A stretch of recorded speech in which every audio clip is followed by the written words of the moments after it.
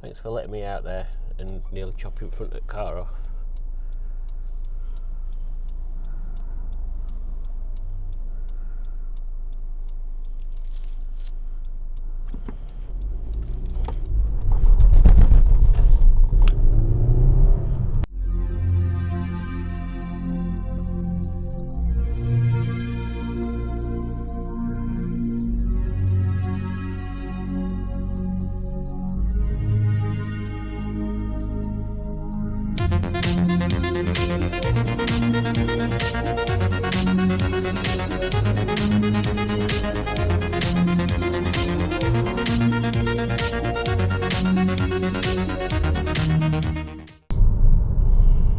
Greetings, interwebs people. So it is Saturday and I have some bad-ish news. The drift camera didn't make it. It is kind of it saved one corrupted video file and then another small video file of me taking the camera off the mount. And then that was it. It didn't do anything else after that. It kind of made a bit of an attempt to turn on and off a few times. So it'd turn on and then it'd turn on and then it'd power off after 2 seconds. So I tried it out. Tried it again this morning and zero. It's not doing anything now. It's just given up completely. At least yesterday it was sort of turning on and saying please insert SD card, and then when I put the SD card in it were like, oh, do you want to format it? And I was like, yes, but then it just turned off again after 2 seconds even if I didn't touch anything. So tray annoying. So it's less than a year old and I checked and you can use them outside in rain. It just says don't submerge them in water, but you should be able to like have it in the rain. It shouldn't be a problem on there. So there we go.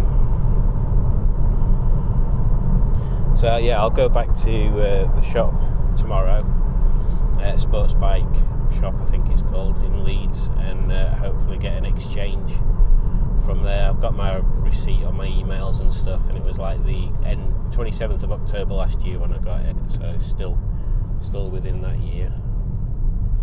It's very frustrating because I was hoping that would be some good footage yesterday.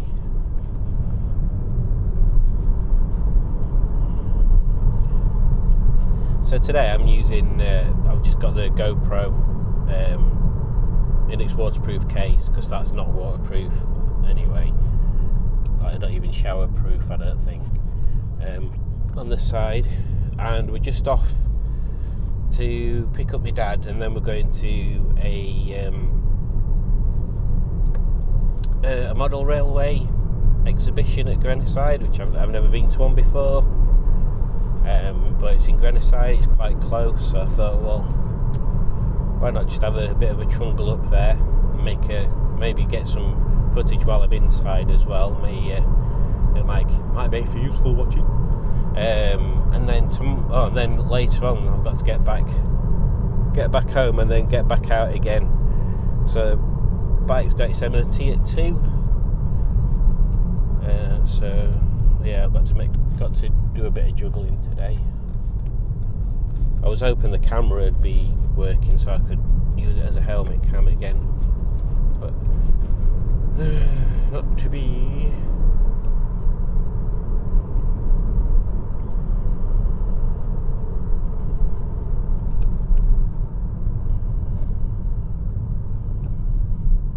It's quite sunny today, and I've forgot my sunglasses. Nope. Yeah, yesterday as well on the way back I put the GoPro on the car, but I must have pressed menu button and then record or something, because all I got was a still of me looking at the camera in a confused way. So there's a few things, like the GoPro seems to be a better shape and a better mount, and and just nicer to use. And the lens seems to be a bit better as well on the GoPro. Whereas on the Drift, it seems to be a bit of a one-trick pony for that sort of stuff. It's like it points, well, I don't know, it points forward, but yeah, the lens doesn't seem to be as good from my point of view. But at least on the Drift, you've got like that big display at the back that lights up red when you're recording, so you know that you're recording. It's got a little LED on the front as well, which actually that's another negative for that one, because if you've got the camera upside down, then you can't see that LED on front. Whereas the GoPro's got I think it's got an LED on the front and on the back or something, I can't remember. Hence why I didn't realise it wasn't recording yesterday. So yeah, I need to be probably a bit more proactive in making sure I know what things are doing before I set off. A bit more methodical, maybe practice a bit.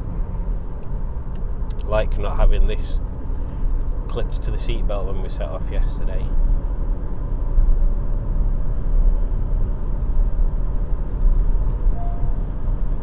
Bong.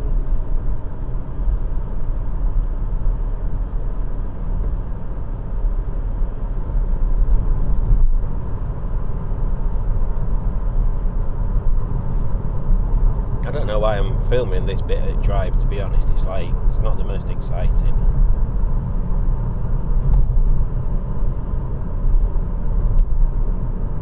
And then from my parents to Grenoside it's like 5 minutes and that's it. But it's worth having a mess about with, isn't it? Oh, that looks like it's moved.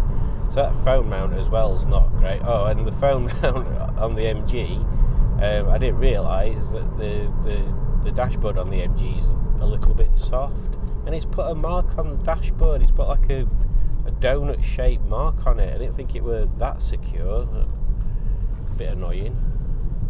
Hopefully it kind of puffs out again in sun or whatever, or comes back to shape. If not, it's just going to always have that marking dashboard.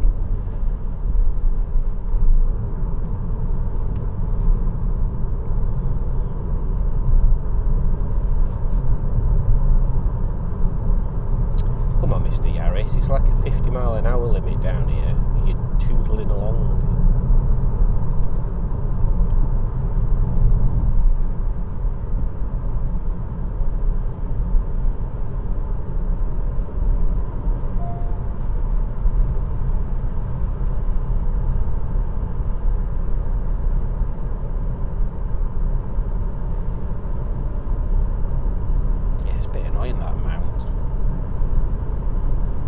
It's a RAM mount that I originally got for bike, and it works by having like 4 arms that sort of squeeze onto the phone, which is alright, but they kind of, if you put the phone in the middle, the arm squeezes to where the power button is on my phone, so it kind of turns it off.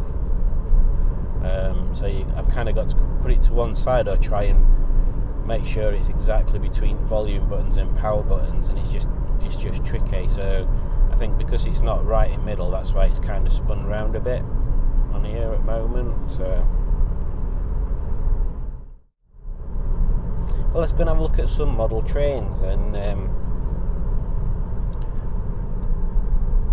yeah, should be fun.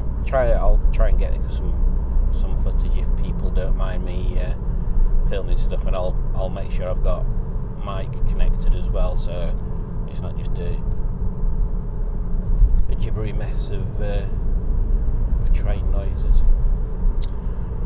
See you in a bit.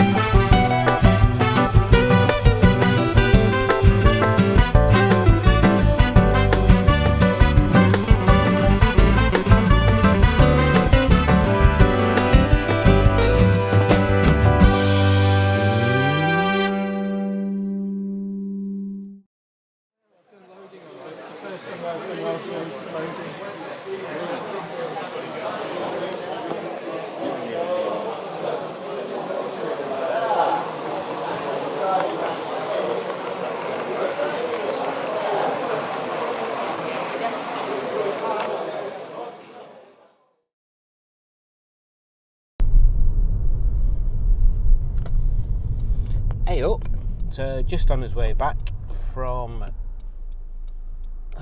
Model Railway thingamajig. Quite good, quite enjoyed that. I don't know whether there was a lot there or not much there, first one I've ever been to, but it was interesting. Lovely, friendly folk there. Had a bit of a chat with a couple of them. Didn't realise there were so many different gauges of railway. I knew there was O, and N, but I didn't realise there was like different ones. There's like 7 or 8 different ones, I think. So yeah, kind of cool. Some nice scenarios, or dioramas, whatever you want to call them. Set up things to needed. Less the train parts and more the sort of scenery that they build and stuff. Some of it's really intricate, and I like the sort of resin water that you can get, and some people kind of do them in such a way that it looks like it's got like a murky river with ducks in it and stuff like that. It's kind of cool. I like that sort of stuff.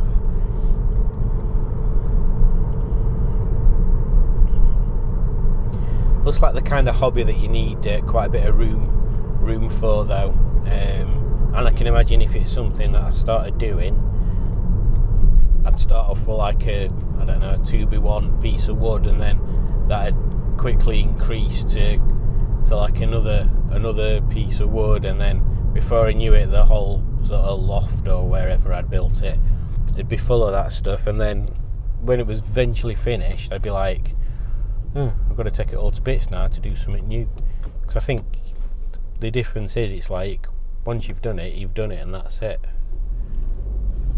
It's not something like I suppose you can change it, but I don't know. It's a bit like Lego in a way. Like, I don't think anybody nowadays, apart from like 5-year-olds, gets Lego and just uses it as a construction thing. I think pretty much everybody just makes whatever kit it is and leaves it as that. It's sunny. I did bring sunglasses.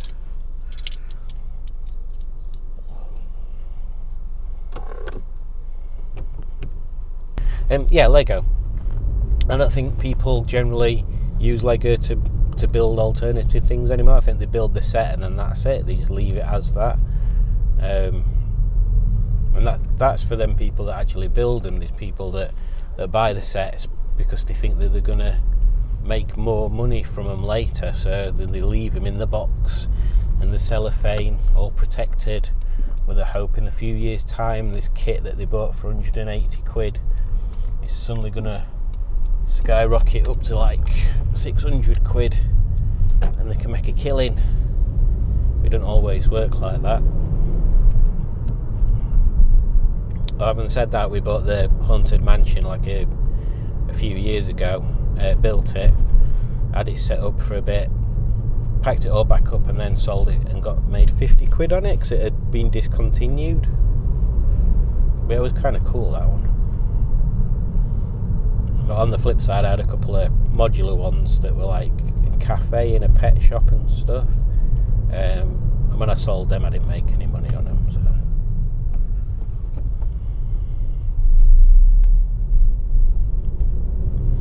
I did get a randomly minifigures sent to be, I don't know whether they still are, sent to be like a big money making thing. I bought a set that had got, it was Deadpool and a helicopter. I don't know why.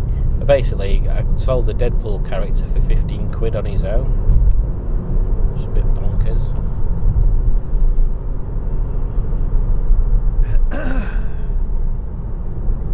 Anyway, that was a bit of a tangent about Lego, wasn't it? Still got loads that I need to sell actually, or at least move on.